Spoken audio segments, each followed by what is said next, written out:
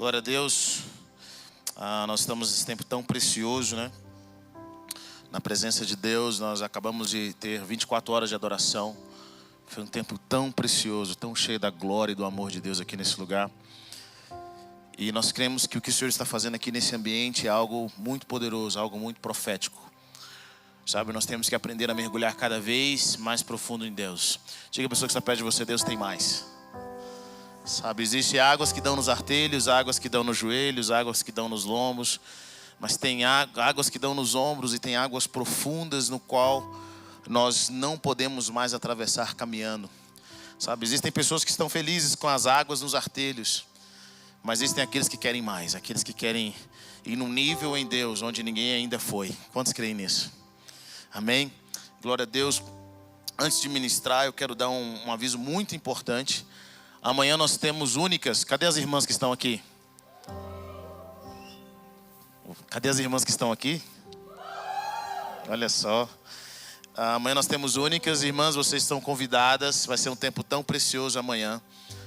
Uma vez ao mês, esse ministério que tem salvado tantas vidas e tem encorajado tantas vidas. É tão bonito ver o que Deus faz aqui. Quando eu tenho a oportunidade de vir e ver o que Deus faz aqui através das mulheres. É lindo ouvir o louvor delas e aquela adoração extravagante. A mulher tem uma adoração extravagante, não é? Ela sabe tocar o coração de Jesus. Ela sabe tocar o coração de Deus. Os céus se abrem de forma poderosa. E amanhã às 19h30 eu quero convidar vocês, irmãs, a virem, a fazer parte desse mover sobrenatural de Deus que tem acontecido aqui na segunda-feira, na última segunda-feira do mês. Quero convidar os maridos também a olharem as crianças, se vocês têm crianças. Fala para o irmão, fala para o seu esposo aí. Se você tem criança, fala assim: amanhã está com você, viu? Se tiver um cunhado também, um primo, alguém, fala assim: olha, vamos fazer alguma coisa. Eu até brinco que a minha filha já entendeu o dia que é o Únicas, a minha mais velha, e ela pede sushi. Quero que vocês orem por mim, que está ficando cara essa brincadeira. Sushi. Então eu quero encorajar vocês a fazerem parte desse dia de amanhã, amém? Vem com o coração queimando, vem com a presença de Deus. É tanta glória de Deus aqui na segunda, que assim você fica: Jesus, o que está acontecendo? Alguns irmãos estão pedindo para eu fazer o Únicos. Únicos God Provider. Aleluia. Vocês estão bem? Pergunte a pessoa que está perto de você: você está bem? Você elogiou a pessoa que está perto de você? Obrigado. Você está tão belo hoje, perfumado para a glória de Deus. Aleluia. Aleluia. Abra sua Bíblia comigo em Hebreus capítulo 12, versículo 1. Aleluia. Maravilhoso é Jesus. Que tempo precioso nós estamos tendo aqui. Nosso time de louvor e adoração. Quantos são gratos aqui pelo nosso time de louvor?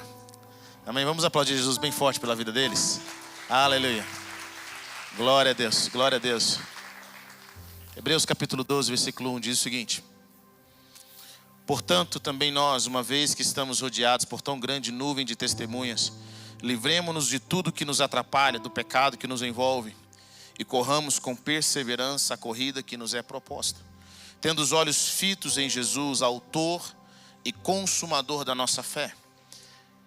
Ele, pela alegria que lhe fora proposta, suportou a cruz, desprezando a vergonha, e assentou-se à direita do trono de Deus.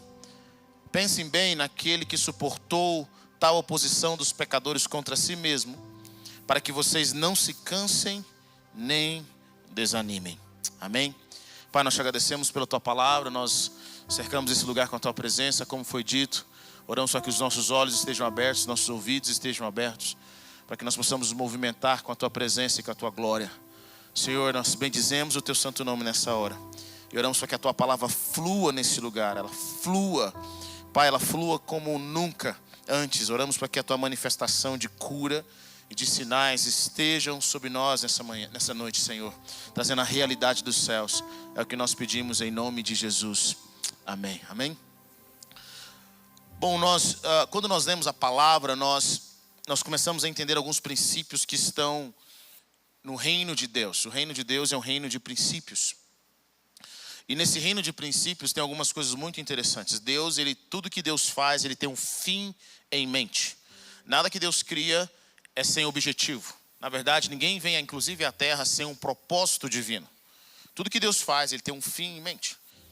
Deus, Ele planta e Ele quer colher, e Ele vai colher. Inclusive, é isso que nós vemos em Jesus, quando Jesus conta a parábola, né, do Senhor, que quando Ele dá o dinheiro para os seus servos, os talentos para os seus servos, Ele quer esse talento de volta de forma ainda melhorada, com o lucro daquilo, tudo que é o princípio de Deus. Então, quando Deus cria a terra, Ele tem um objetivo em mente, e esse objetivo vai se cumprir. Tudo que Deus cria é o princípio dele. Ele cria e Ele tem um objetivo. E a Bíblia diz que a palavra dele não volta para Ele vazia. Vocês estão comigo ou não? Quando Deus fala, a palavra dele não vai voltar vazia. É o princípio do objetivo, do propósito. Nós vamos ver isso em toda a palavra, desde Gênesis a Apocalipse. Desde Gênesis a Apocalipse. Nós vamos ver o Senhor trabalhando dessa forma.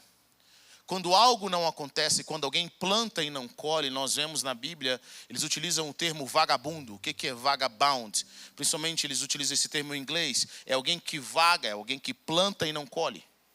É alguém sem propósito, é alguém que vive vagando para um lado e para o outro. Ele não tem objetivo, ele não tem finalidade. Então Deus, Ele trabalha com coisas que têm um princípio, um fim em mente. Ele faz tudo isso. E a Bíblia nos diz que em Hebreus capítulo 12, o Senhor fala algo poderoso para nós. Ele fala, olha, a gente tem muitas testemunhas. É uma nuvem de testemunhas. Ele fala dos heróis da fé. E a Bíblia nos ensina que nós devemos livrar de tudo aquilo que nos atrapalha, do pecado que nos envolve, e corramos com perseverança a corrida que nos é proposta. Deus tem para cada um de nós uma corrida, Ele tem uma jornada, Ele tem um propósito. Quando Ele nos criou, Ele criou com um objetivo em mente. E é importante o objetivo, porque quando Deus fala, olha, é isso que eu quero que você alcance, se você estiver indo para um lado e para o outro, você sabe que você se desviou, porque Deus tem um objetivo em mente. E a Bíblia nos diz que Ele tem uma corrida para nós. Quando nós nos convertemos, quando nós recebemos Jesus, Ele não apenas nos salvou para nos levar para o céu, não é o objetivo de Deus, Ele tem um propósito para nós, Ele tem uma corrida, Ele tem uma jornada, nós temos que terminar essa jornada, até o final da nossa vida, até o último dia das nossas vidas aqui na terra, nós temos que ter a consciência, no nosso último respiro, nós temos que ter a consciência de que nós estamos terminando o nosso propósito. Para mim, as palavras mais poderosas que alguém pode dizer no final da sua vida é: está consumado. Eu fiz o que nasci para fazer. Eu cumpri o meu propósito. Paulo sabia que estava chegando a sua hora. João Batista sabia que estava chegando a sua hora. Moisés sabia que estava chegando a sua hora. Esses homens cumpriram o seu propósito. É interessante que no livro de Atos fala sobre isso, que Davi, cumprindo o seu propósito na sua geração, reuniu-se aos seus antepassados.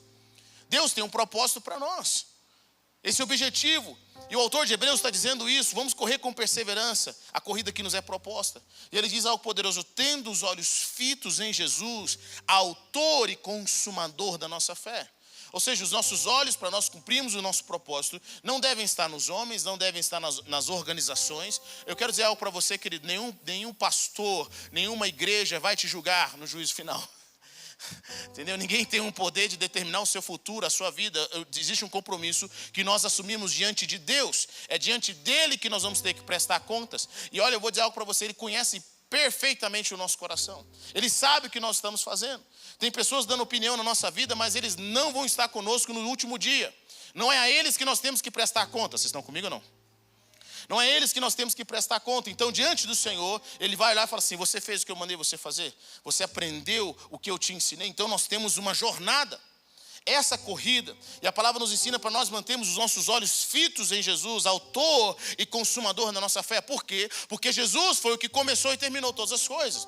Jesus, Ele cumpriu a sua missão, mesmo não tendo pessoas ao seu redor entendendo o que Ele estava para fazer. Jesus cumpriu a sua missão, mesmo Israel não entendendo o que Ele tinha para fazer. Ele cumpriu a sua missão, Ele fez o que tinha que ser feito, mesmo sendo decepcionado pelo seu discípulo. Ele tinha um fim em mente.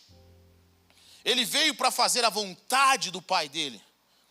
Isso é extremamente importante.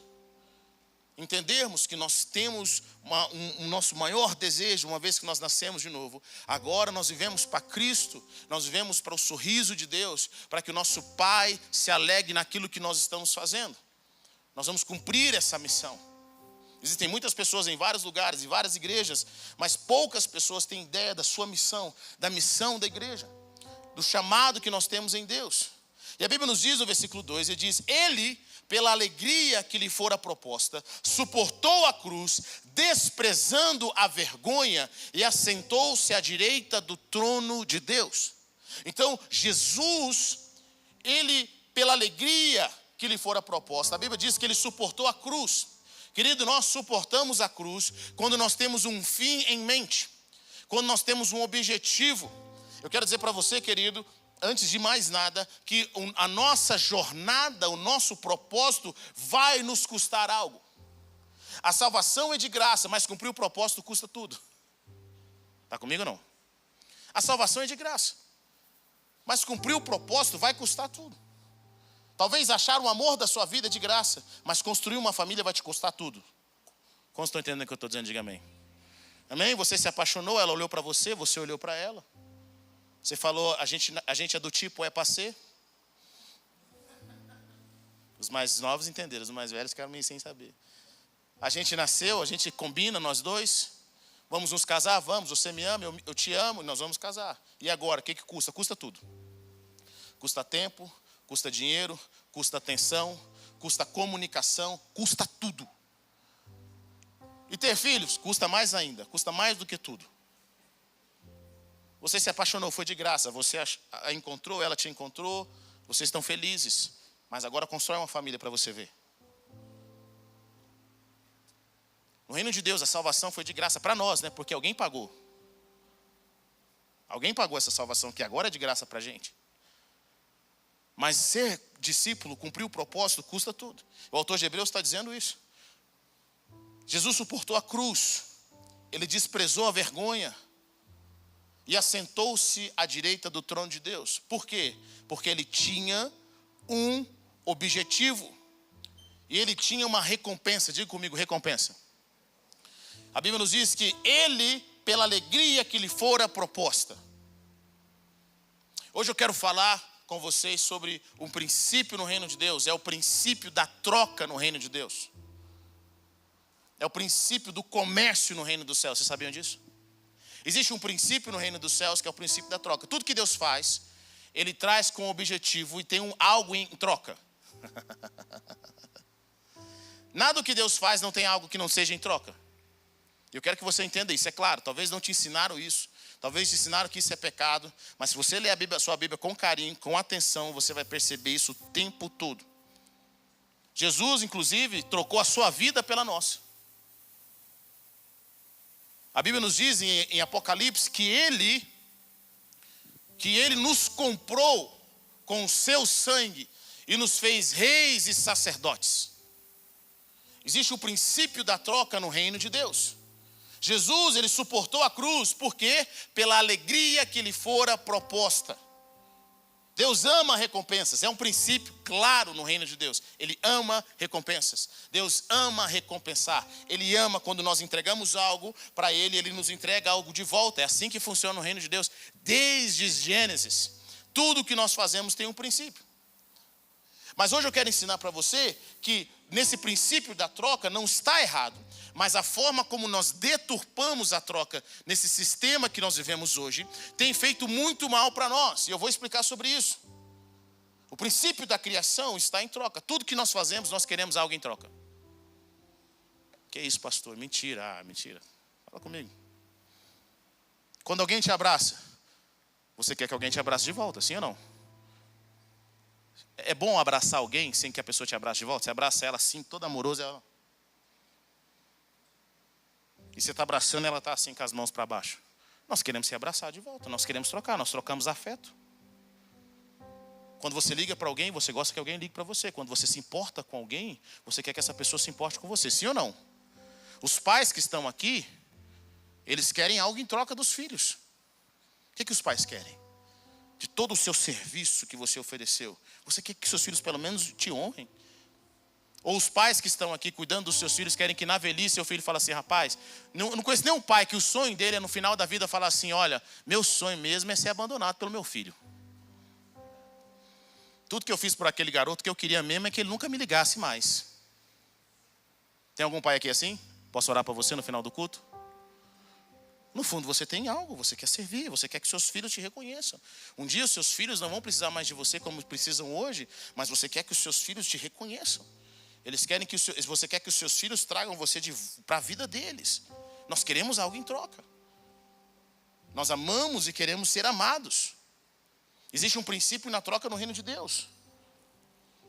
E quando Deus nos manda para a terra, cada ser humano que ele traz para a terra, Deus coloca nesse ser humano, Deus coloca sobre ele vem com bens e talentos que vai fazê-lo prosperar ou perpetuar na terra. Então todos nós carregamos algo que Deus traz desde a eternidade para nós utilizarmos isso, essas habilidades divinas, os nossos dons, o nosso tempo, para que nós possamos prosperar. Cada um de nós carrega algo. Querido, eu acho isso incrível em Deus. A palavra de Deus fala que nós não devemos chegar diante do Senhor de mãos vazias. Até Moisés, quando Deus vai usar Moisés para libertar o povo de Israel, Deus pergunta para Moisés, o que você tem na sua mão? Moisés, eu tenho um cajado. Deus sabia que ele tinha um cajado. Deus fala assim, joga esse cajado aí no chão, deixa eu mostrar algo. Agora aquele cajado, a vara de Moisés, agora era a vara de Deus.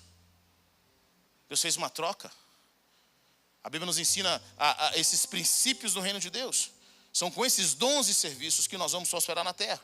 Nós fazemos comércio com isso.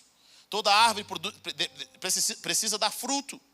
Se uma árvore não produz fruto e ela foi chamada para produzir fruto de acordo com a palavra, ela é amaldiçoada. Quando ajudamos alguém, esperamos que pelo menos essa pessoa seja grata ou nos ajude de volta em algum momento oportuno. Os nossos pais nos amam e cuidam de nós, como eu já disse, mas se sentem frustrados se na velhice não retribuímos a eles o cuidado que eles tiveram conosco. Até nós, querido, nós fazemos de graça, eu quero que você entenda isso. A palavra nos ensina algo bem poderoso. Olha o princípio da troca aqui, como cristãos. Nenhum de nós faz nada de graça. Nenhum de nós. Jesus está ensinando algo para a gente assim, ó.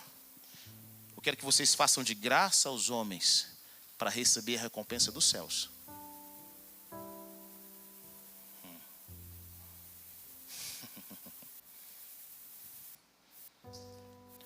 Diga que a pessoa está perto de você, eu não estou fazendo nada de graça para você.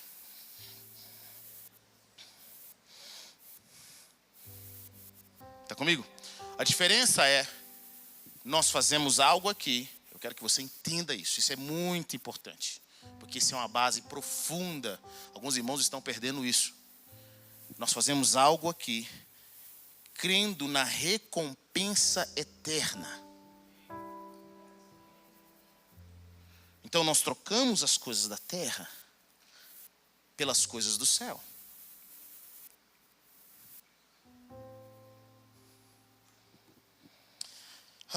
Deixa eu ler a Bíblia com você. Mateus 16, versículo 24. Então Jesus disse aos seus discípulos: se alguém quiser acompanhar-me, negue-se a si mesmo, tome a sua cruz e siga-me. Tem uma troca aqui.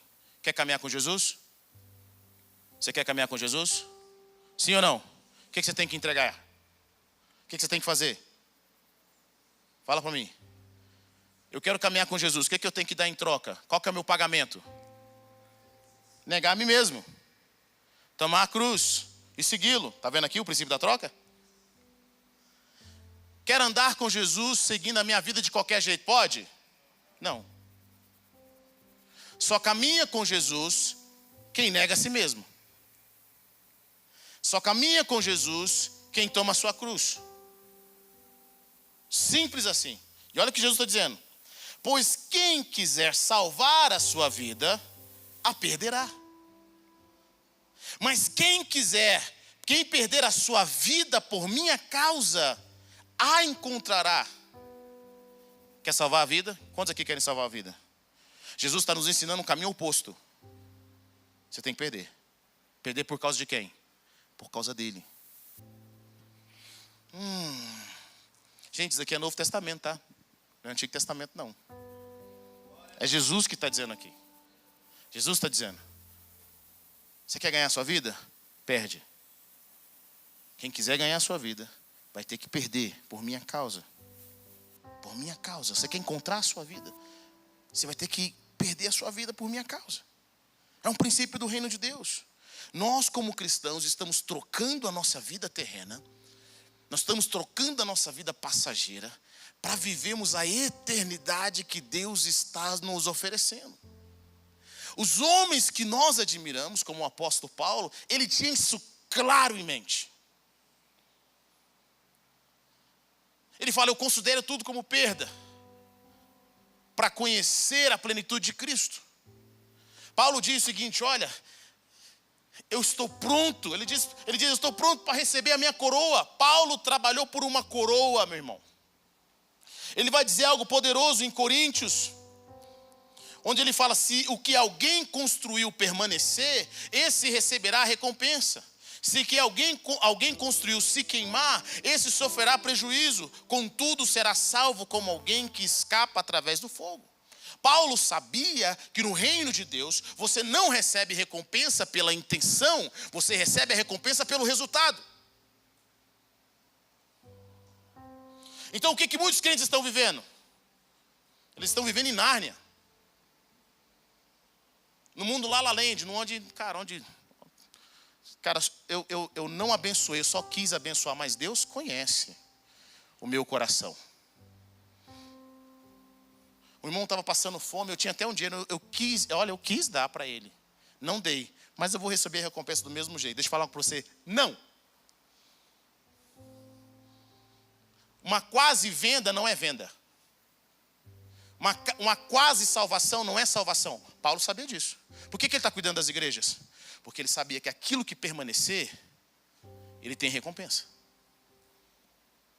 Jesus, pela alegria que lhe fora proposta, suportou a cruz. Ele sabia da honra, ele se humilhou, ele sofreu a morte de cruz, porque ele sabia da honra que ele iria receber uma vez que ele cumprisse o seu chamado. É um princípio da troca. Nós não aprendemos isso, mas hoje eu estou te ensinando. Jesus suportou a cruz em troca de algo. Jesus nos ensina também que as pessoas que fazem as coisas diante dos homens. Vamos ler algumas passagens na Bíblia. Eu quero que você leia algumas passagens na Bíblia comigo. Jesus explica que os fariseus... Olha só, Mateus 5,46. Olha o que Jesus diz: se vocês amarem aqueles que os amam, que recompensa vocês receberão? Até os publicanos fazem isso. E se vocês saudarem apenas os seus irmãos, o que estarão fazendo de demais? Até os pagãos fazem isso. Portanto, sejam perfeitos como perfeito é o Pai Celestial. Diga a pessoa que está perto de você, diga assim: irmão, quando eu te honro, eu não estou recebendo nada de Deus. Eu estou fazendo o mínimo. Sabe quando você recebe recompensa? Quando você cumprimenta aqueles que você sabe que não gostam de você. Aqueles que não vão te cumprimentar de volta. Jesus ensina isso sobre os fariseus. Qual que é o problema dos fariseus? Eles queriam reconhecimento. Deus não tem problema com reconhecimento. Você quer ser reconhecido? Amém. O problema de Deus é quando o nosso reconhecimento, a gente quer mais reconhecimento dos homens do que reconhecimento de Deus. Está comigo? Então Jesus, o alerta dele era: olha, vocês oram diante dos homens porque vocês querem a recompensa dos homens. Jesus fala: eu garanto algo para você. Já receberam o galardão, já receberam a recompensa. Quando a oferta que eu entrego é uma oferta que no íntimo do meu ser, eu quero que as pessoas vejam, eu quero que alguém pegue na minha mão e fale: maravilhoso, que oferta incrível. Jesus fala: você já recebeu a sua recompensa. A sua recompensa foi o reconhecimento dos homens. Mas quando você faz algo que a sua mão direita não sabe o que faz a esquerda, aquilo está entre você e Deus.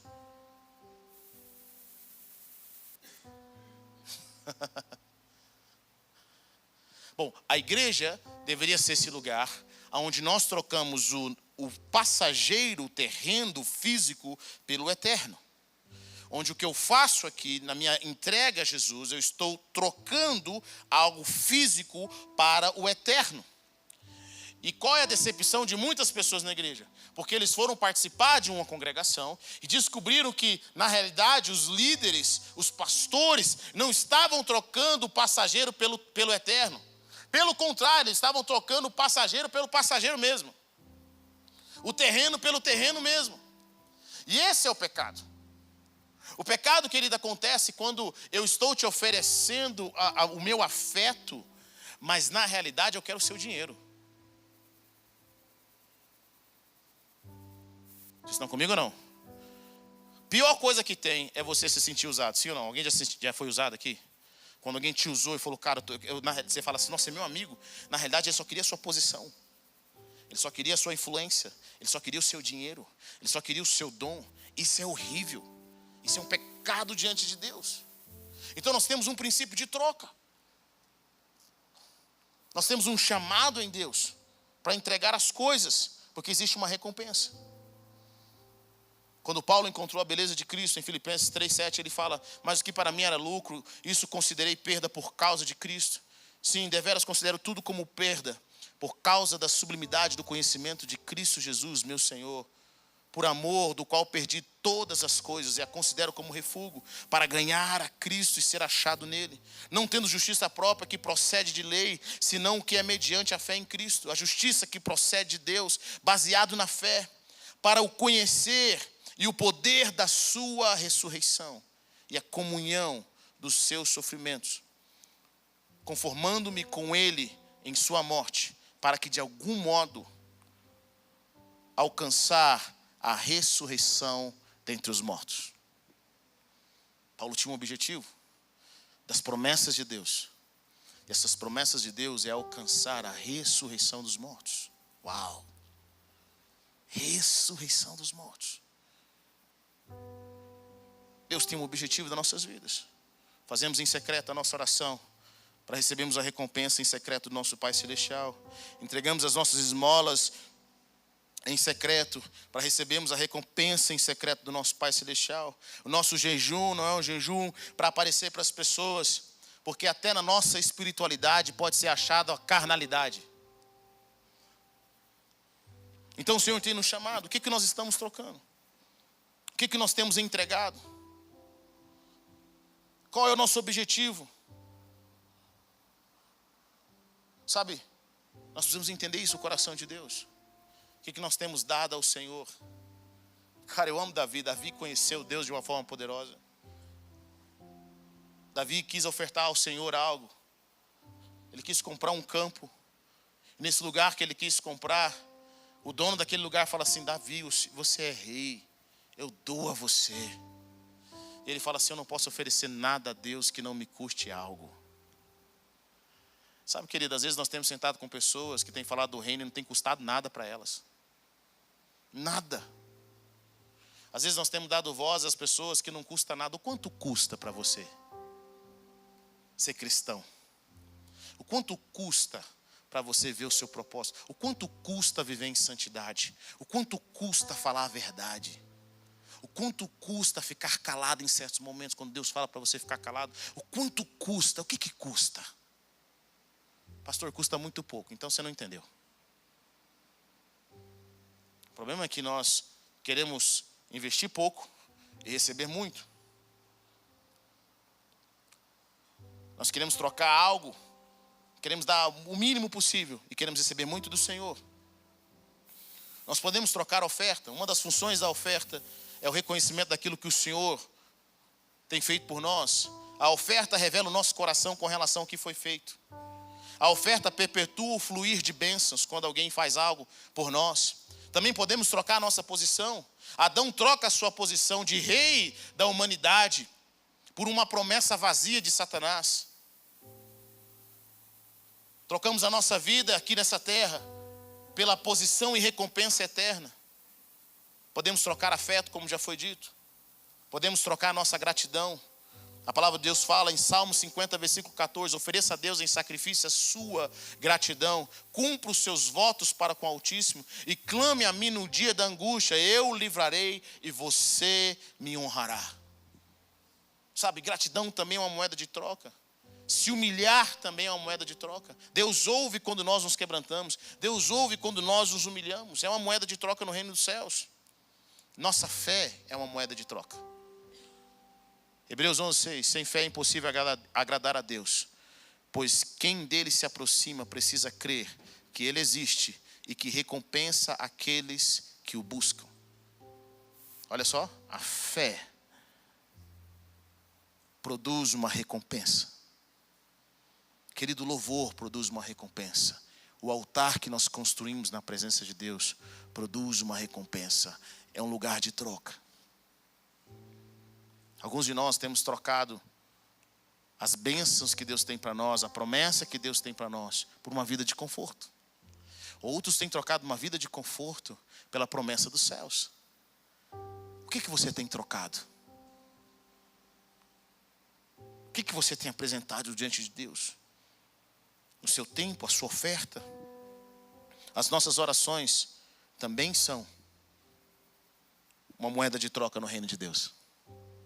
Quando nós oramos aos céus, lá em Apocalipse nos fala da taça, nos fala do incenso, que quando aquelas taças encheram, que são as orações do santo, aquilo se transformou em juízo sobre a terra. Nós vamos orando e vamos enchendo aquela taça, nós vamos enchendo aquele lugar, e aquilo se transforma em algo. É uma moeda de troca. Pagar o mal com o bem também é uma moeda de troca. Orar pelos seus inimigos é uma moeda de troca. Orar por aqueles que o perseguem é uma moeda de troca. Tudo isso são coisas que Deus, Ele vê no reino espiritual e Deus nos honra. Sabe, querido, Jesus fala o seguinte: não tem problema vocês quererem ser o maior.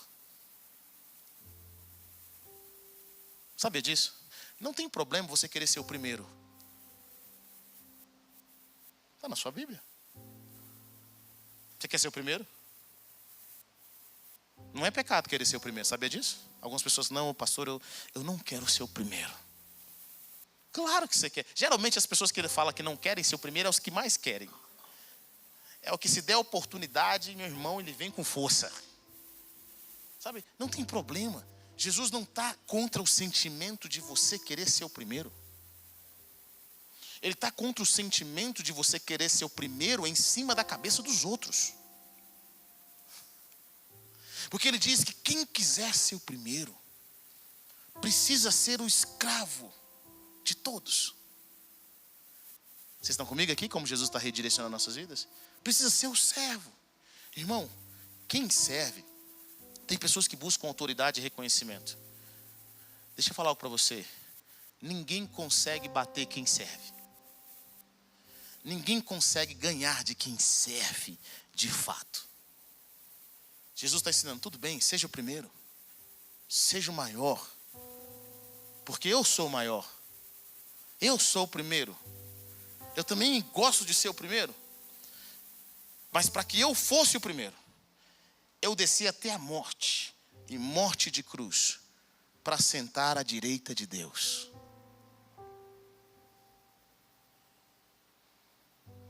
É uma troca.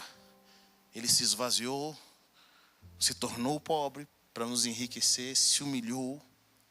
Sabe, querido, eu sinto no meu espírito dizer para vocês, alguns de vocês que estão em relacionamentos amorosos, você está trocando o verdadeiro marido ou esposa da sua vida por essa pessoa que não quer nada com você. Você está com medo de perder essa embira aí, essa canseira, por uma pessoa que não quer nada com você. Você está trocando o que Deus tem. Sabe? E é possível trocar? Claro, irmão. Na Bíblia as pessoas trocaram até a primogenitura. Esaú não levou a sério o prato de lentilha depois. Deus levou. Deus levou. Tem gente trocando a primogenitura, irmão, por um prato de lentilha. Nós estamos trocando o que Deus tem para nós por algo que é tão passageiro, tão insignificante. E a palavra de Deus fala que depois Esaú chorou com lágrimas, não conseguiu recuperar. Não troque as coisas desse mundo pelo eterno. Pelo eterno. Por aquilo que o Senhor tem para você. Porque aquilo que o Senhor tem para nós, querido, é infinitamente melhor. Deus é um Deus de recompensa. Jesus diz: ao que vencer, darei direito de sentar no meu trono. Ao que vencer, eu darei o direito de comer da árvore da vida. Ao que vencer, ele vai receber um nome. Ao que vencer, existe uma recompensa. Eu quero dizer para você algo: existe uma recompensa. Nós não estamos fazendo nada sem um objetivo. Porque Deus não faz nada sem um objetivo.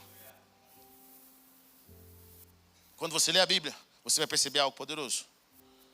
Deus liberta o povo do Egito. Mas Ele não liberta o povo do Egito e fala assim: olha, façam o que vocês quiserem. Não. Ele fala assim: eu estou libertando vocês do Egito. Mas vocês são meus agora. Os primogênitos são meus. Eu matei os primogênitos do Egito, não matei? Então, em troca, os seus primogênitos são meus. E o que Deus faz? Ele faz uma troca. Ele diz: ao invés de pegar os primogênitos, eu vou pegar uma tribo. Ele fala: eu comprei vocês. Eu comprei vocês. Vocês vão ser meu tesouro pessoal. Jesus nos comprou, irmão. Uma vez que nós saímos do mundo através do sangue do Cordeiro, eu quero dizer algo para você. Talvez você não vai gostar do que eu vou dizer nessa noite, mas você tem dono. Jesus não é o seu amiguinho que anda no parque com você, de mãos dadas, cantando Imagine. Você tem dono. Diga a pessoa que está perto de você: você recebeu Jesus? Você tem um dono. É o que Paulo fala para os senhores de escravos. Fala: olha, vocês são senhores de escravos? Quero dizer para vocês uma coisa: vocês também têm um senhor. E vocês vão ter que prestar conta para esse senhor também. Nós temos um dono. Nós somos propriedade de alguém.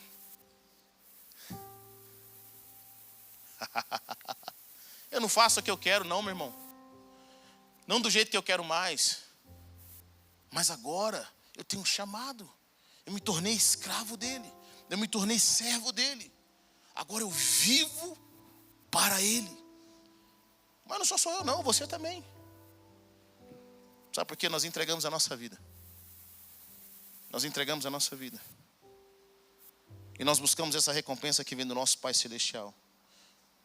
Quantos querem ver essa recompensa? Essa recompensa, deixa eu falar para você, querida, ela é eterna. É uma recompensa eterna. Sabe, a honra dos homens, algumas pessoas têm buscado a honra e o reconhecimento dos homens. Mas tudo passa. Você recebeu esse pequeno cartão dobrável. E hoje nós celebramos o Domingo de Ramos. É a entrada triunfal de Jesus. Em Jerusalém, montado em um jumentinho, a multidão o recebeu como um rei, com ramos nas mãos. Olha que bonito. Jesus entra em Jerusalém, a multidão canta hosana.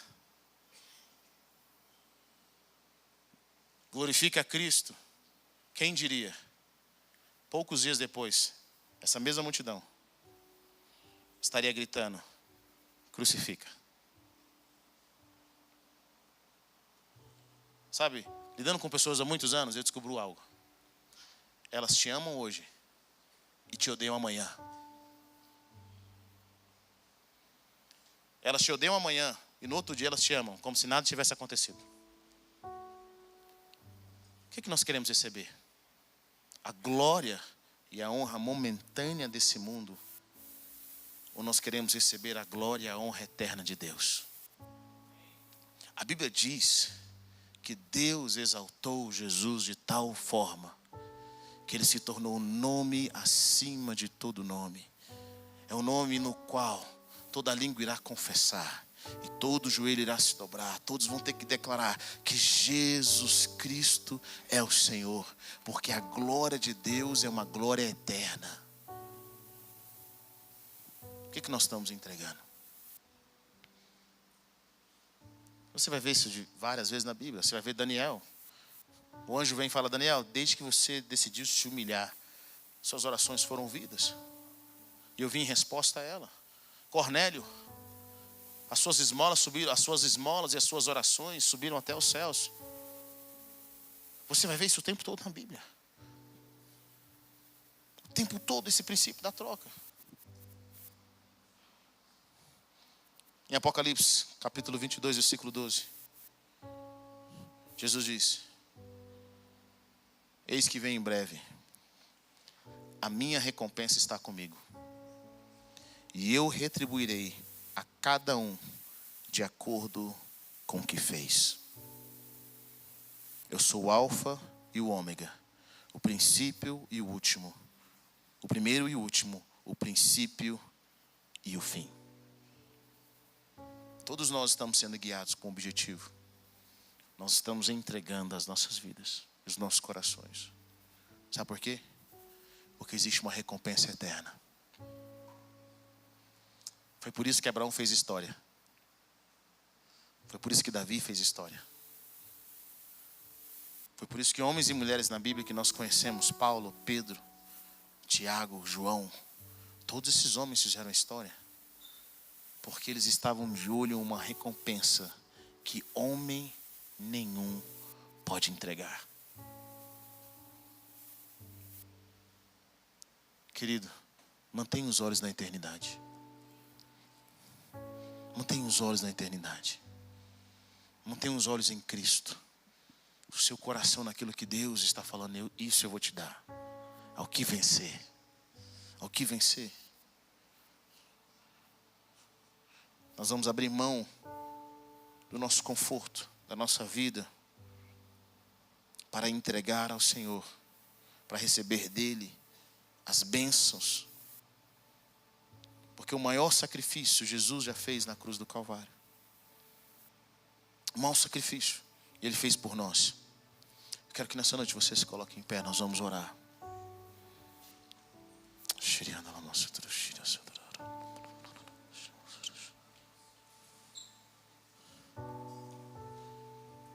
Colossenses 3:23.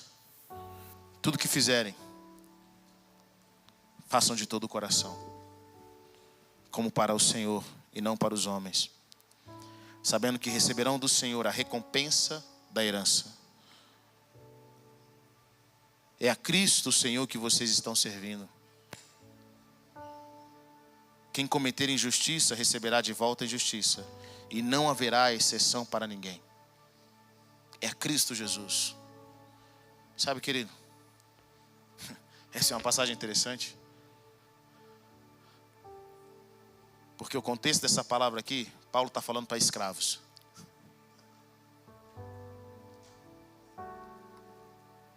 Paulo sabia a situação do escravo.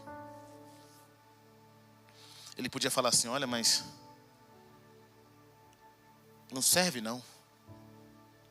Mas ele fala assim, ó: sabe aquele senhor, ainda que ele não seja crente, que ele não vai te recompensar? Faça para Deus. Sabe aquelas pessoas que você ajuda e elas não te reconhecem, mas você tem uma missão ali? Faça para o Senhor. Faça para o Senhor tudo que você fizer. Às vezes você está chateado porque não recebeu uma recompensa, um reconhecimento. Eu não estou dizendo que esse ambiente é um ambiente que tem que estar no nosso meio. Pelo contrário, o ambiente cristão deve ser um ambiente de maior honra e de reconhecimento e recompensa, porque nós representamos o reino dos céus. A sua casa tem que ser a casa de recompensa e de honra.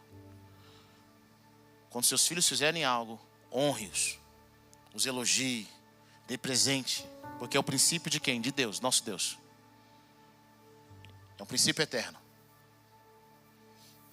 Mas existem coisas, querido, que nós não oferecemos para o homem, nós sabemos que ele não pode nos dar. Vocês estão comigo ou não? Mas o Senhor que está em secreto está vendo o nosso sacrifício. Jesus nos ensina isso tanto. Nos ensina a dar para quem não pode nos dar de volta. Nos ensina a convidar para nossas festas aqueles que você sabe que não mereciam estar ali. Aqueles que não tem como te convidar para a festa de volta. Ele fala: vocês não fazem nada demais.